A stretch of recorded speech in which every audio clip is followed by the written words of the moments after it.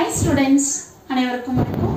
இன்னைக்கு வீடியோல நம்ம என்ன பார்க்க போறோம் அப்படினா காம்பன்சேட்டருக்கு நம்ம எப்படி போர்ட் பிளாட்டை கன்ஸ்ட்ரக்ட் பண்ணனும் அப்படிங்கறது பார்க்கறோம்.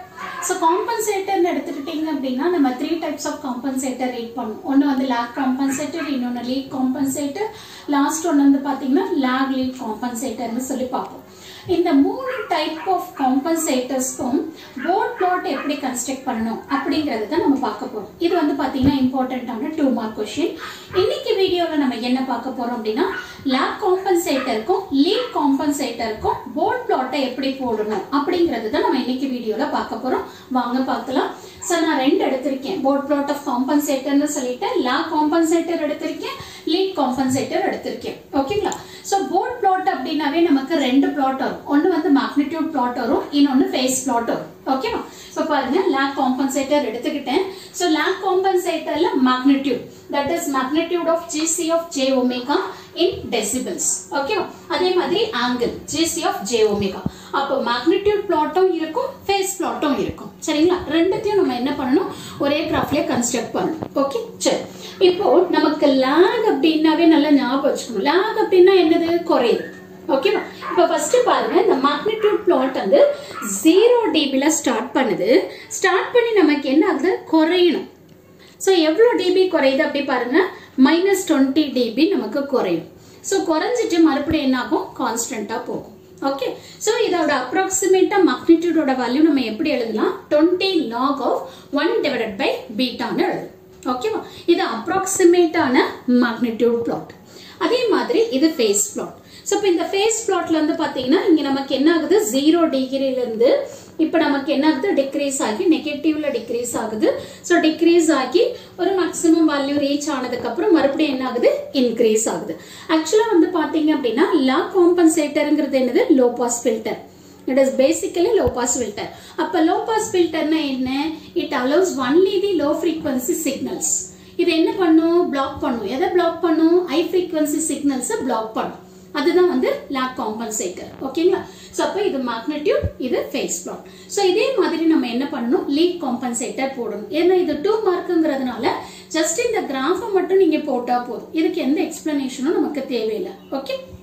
சோ அதே மாதிரி லீட் காம்பன்சேட்டர். லீட் அப்படின்னா என்ன? அதிகமாகுது. லாக்னா குறையுது.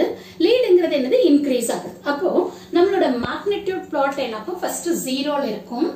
சோ 0ல இருந்து நமக்கு என்ன ஆகும் அப்படின்னு சொன்னீங்கன்னா இன்க்ரீஸ் ஆகும். அப்ப இன்க்ரீஸ் ஆகும் அப்படின்னா எவ்வளவு dB இன்க்ரீஸ் ஆகும்?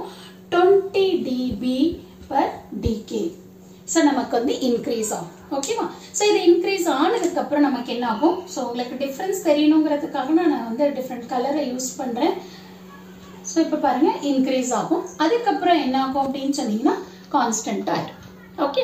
சோ அப்ராக்சிமேட் மேக்னிட்யூடோட வேல்யூ நமக்கு எவ்வளவு வரும் அப்படின்னு சொல்லி பாத்தீங்கன்னா 20 log of 1 divided by alpha.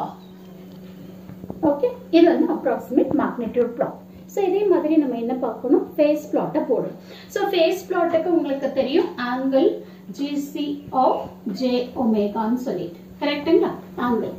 இப்போ இதுல வந்து பாத்தீங்கன்னா 0 டிகிரி, நெக்ஸ்ட் 45 டிகிரி, அடுத்து 90 டிகிரி, அந்த மாதிரி நம்ம டிகிரிஸ் நம்ம மென்ஷன் பண்ணிக்கிட்டே போலாம்.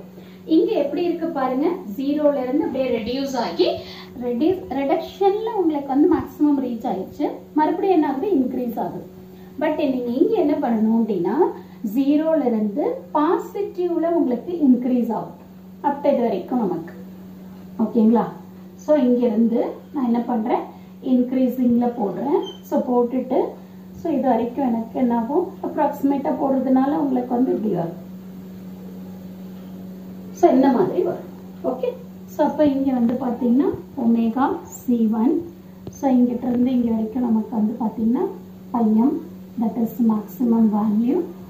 சோ இத ஒமேகா m ன்னு எடுத்துக்கிறோம். சோ இங்க வந்து வேல்யூ ஒமேகா C2 ன்னு எடுத்துக்கிறோம். சோ ஒமேகா C1 ஒமேகா C2ங்கிறது உங்களுக்கு தெரியும். கார்னர் ஃப்ரீக்வன்சி 1, கார்னர் ஃப்ரீக்வன்சி 2 ன்னு சொல்லிட்டு. சோ இதுதான் வந்து பாத்தீங்க அப்படின்னா டிஃபரன்ஸ். லாக் காம்பன்சேட்டருக்கும் லீட் காம்பன்சேட்டருக்கும் மேக்னிட்யூட் பிளாட் எப்படி வரும்னு பாருங்க. லாக் அப்படின்னா நமக்கு ரெடியூஸ் ஆகும். லாக்னா உங்களுக்கு நல்லாவே தெரியும், குறையும் அப்படின்னு. அதை ஞாபகம் வச்சுக்கோங்க.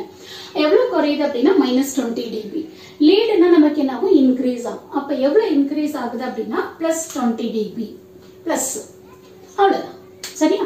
அதே மாதிரி லாங் காம்பன்சேட்டர் உங்களுக்கு என்ன ஆகும் அப்படின்னு சொன்னீங்கன்னா, இது பெல் ஷேப்பை அப்படியே உல்டாவா போட்டா என்ன வருமோ அது வரும். சரிங்களா? இங்க வந்து பெல் ஷேப்ல வரும். ஸோ அந்த டிஃபரன்ஸ் ஞாபகம் வச்சுக்கோங்க. ஸோ இந்த மாதிரி நீங்க ஞாபகம் வச்சு படிக்கிறப்போ கண்டிப்பா இது உங்களுக்கு கண்டிப்பா மறக்கவே மறக்காது. ஸோ இது எல்லாம் எங்க நமக்கு யூஸ் ஆகும் அப்படின்னா 2 மார்க்ஸுக்கு கண்டிப்பா யூஸ் ஆகும். நெக்ஸ்ட் இந்த வீடியோ உங்களுக்கு யூஸ்ஃபுல்லா இருக்கும்னு நினைக்கிறேன். தேங்க்யூ ஃபார் வாட்சிங் திஸ்.